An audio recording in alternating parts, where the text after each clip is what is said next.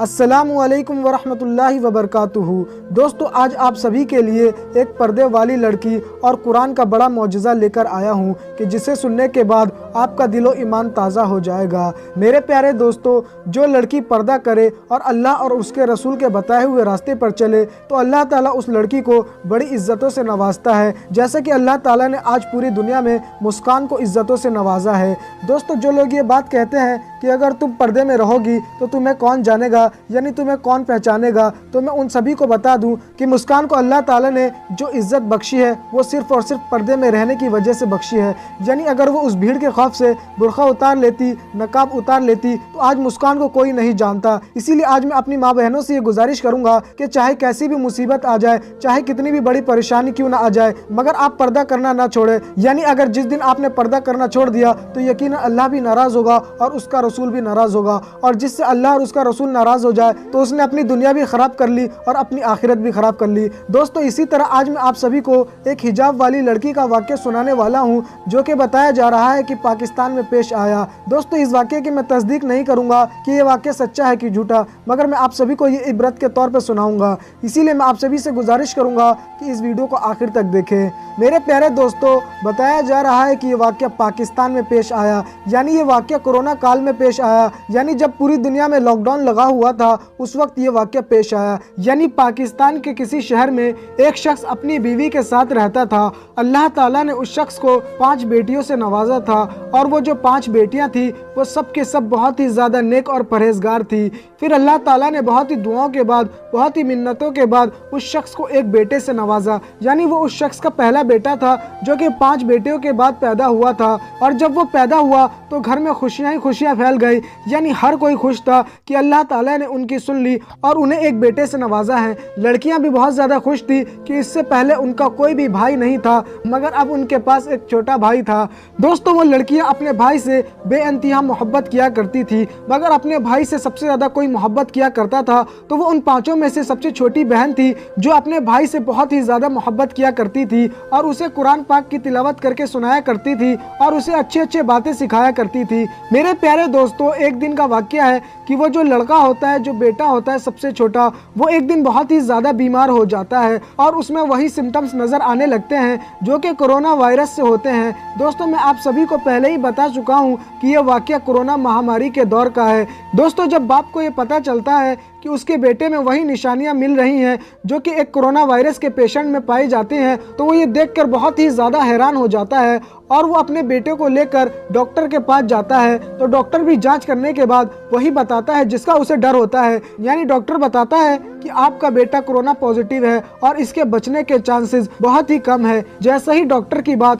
وہ شخص سنتا ہے اس کے تو پیروں تلے زمین کھسک جاتی ہے۔ یعنی وہ دل ہی دل سوچنے لگتا ہے کہ اللہ تعالیٰ نے مجھے بہت ہی منتوں کے بعد، بہت ہی زیادہ دعاؤں کے بعد ایک بیٹے سے نوازا تھا، مگر اسے بھی کورونا ہو چکا ہے اور ڈاکٹر صاحب بتا رہے ہیں کہ اس کے بچنے کے چانسز بہت ہی کم ہے۔ دوستو، جب یہ بات ان کے گھر والوں کو پتہ چلتا ہے، یعنی اس لڑکے کی ماں کو اور اس کی 5 بہنوں کو جب پتہ چلتا ہے تو سب کے سب بہت ہی زیادہ مایوس ہو جاتے ہیں اور اس کے لیے اللہ تعالیٰ سے زور و شوروں سے دعائیں مانگنے لگتے ہیں، تلاوتیں کرنے لگتے ہیں اور اللہ کی بارگاہ میں گر گڑا کر کہتے ہیں کہ یا اللہ، تو نے ہمیں ایک بھائی سے نوازا تھا، مگر وہ بھی تو چھین لے گا تو ہم کس کے سہارے جئیں گے۔ دوستو، پھر گھر والوں کی دعاؤں سے، اللہ تعالیٰ کے کرم سے اس لڑکے کی طبیعت میں اضافہ ہونے لگتا ہے اور وہ دھیرے دھیرے کر ٹھیک ہو جاتا ہے۔ دوستو، پھر اس کے بعد اس کی طبیعت پوری طرح سے ٹھیک ہو جاتی ہے اور وہ ہاسپٹل سے ڈسچارج ہو کر اپنے گھر آ جاتا ہے۔ دوستو، گھر آنے کے بعد کچھ دنوں کے بعد اس کا دل دھڑکنا بند ہو جاتا ہے اور سیدھا وہ بستر پر گر جاتا ہے۔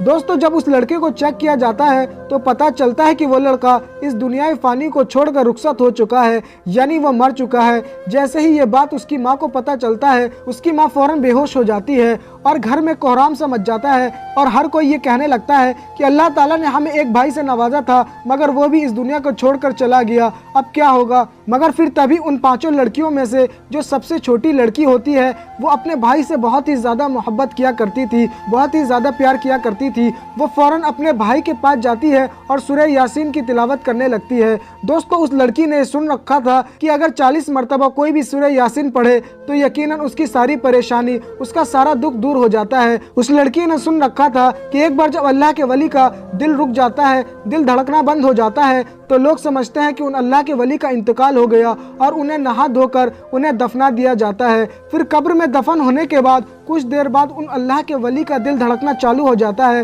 یعنی وہ زندہ ہو جاتے ہیں، تو وہ اپنے آپ کو اس وقت قبر میں پاتے ہیں اور یہ دیکھ کر وہ بہت ہی زیادہ گھبرا جاتے ہیں۔ تبھی انہیں یہ خیال آتا ہے کہ اگر میں 40 مرتبہ سورہ یاسین پڑھوں گا تو ساری پریشانی، ساری بلائیں دور ہو جائیں گی اور میں اس قبر سے نکل جاؤں گا۔ پھر وہ اللہ کے ولی سورہ یاسین کی تلاوت شروع کر دیتے ہیں۔ سورہ یاسین پڑھتے پڑھتے جیسے ہی وہ 39 بار پڑھتے ہیں تبھی وہیں پر ایک کفن چور آ جاتا ہے اور وہ ان اللہ کے ولی کی قبر کو کھودنے لگتا ہے۔ پھر جیسے ہی اللہ کے ولی 40 مرتبہ سورہ یاسین پڑھ لیتے ہیں تبھی وہ چور اللہ کے ولی کی قبر کو کھود دیتا ہے۔ جیسے ہی وہ چور اللہ کے ولی کو زندہ دیکھتا ہے وہ تو ڈر کے مارے گھبرا جاتا ہے اور وہاں سے بھاگ جاتا ہے۔ پھر وہ اللہ کے ولی قبر سے نکلتے ہیں اور اللہ کا لاکھ لاکھ شکر ادا کرتے ہیں اور وہ یہ بات ہر طرف پھیلا دیتے ہیں کہ اگر تمہیں کوئی بھی پریشانی ہو، کوئی بھی تمہیں غم ہو تو سورہ یاسین 40 مرتبہ پڑھ لو، اللہ تعالیٰ ساری دکھوں کو دور کر دے گا۔ یہی بات اس لڑکی نے سن رکھی ہوتی ہے۔ وہ لڑکی فوراً اپنے بھائی کے قریب بیٹھ کر سورہ یاسین کی تلاوت کرنا شروع کر دیتی ہے۔ میرے پیارے دوستو، وہ سورہ یاسین تلاوت کرتی جاتی ہے یہاں تک کہ وہ 39 مرتبہ